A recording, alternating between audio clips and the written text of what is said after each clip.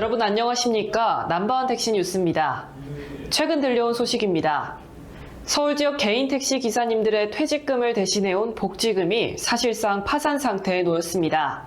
지금까지 기사님들께서 수십 년간 모아온 이 복지금이 960억 원 넘게 지급되지 못한 채 남아있고 복지회 잔고는 10억 원도 채 되지 않는 걸로 드러났습니다.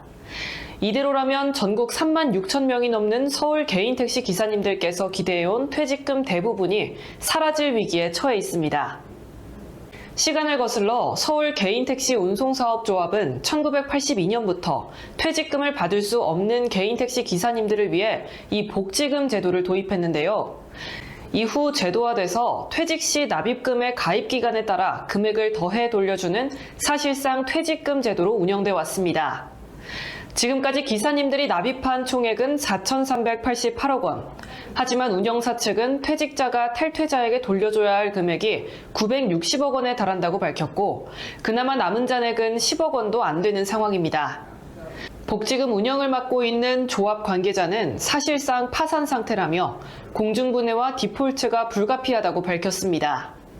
이처럼 기금이 고갈된 가장 큰 원인은 수익을 낼 만한 투자 자산이 없이 운영돼 왔다는 점과 퇴직자 수는 늘어난 반면 가입자 수와 납입금은 줄어들었다는 점입니다.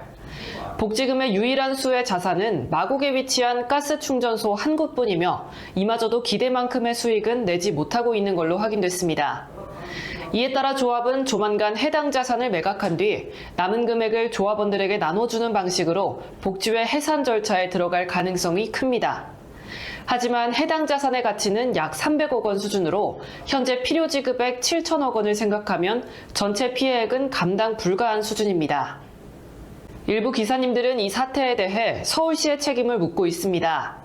복지금 가입을 사실상 의무화하도록 승인한 주체가 서울시였다는 점에서 서울시를 상대로 집회와 시위도 준비되고 있는 상황입니다.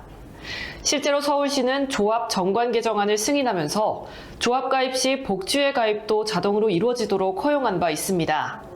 서울시는 이에 대해 조합 운영은 사적 자치에 따른 것이며 직접 개입한 적은 없다는 입장을 밝혔습니다. 그렇다면 이 문제를 앞으로 어떻게 해결할 수 있을까요? 현재로서는 복지회 해산 후 남은 자산 정리 혹은 서울시나 정부 차원의 구조조정 그리고 지원책 마련이 논의돼야 할 걸로 보입니다. 하지만 서울시와 정부 모두 명확한 개입 근거가 부족하다는 입장이어서 법적 다툼으로 이어질 가능성도 보입니다. 무엇보다 중요한 것은 수십 년간 성실하게 납부해온 기사님들의 정당한 권리가 지켜져야 한다는 점입니다. 복지금은 단순한 기금이 아니라 하루하루 길 위에서 열심히 일한 기사님들의 노후와 생계가 달린 안전망이었습니다.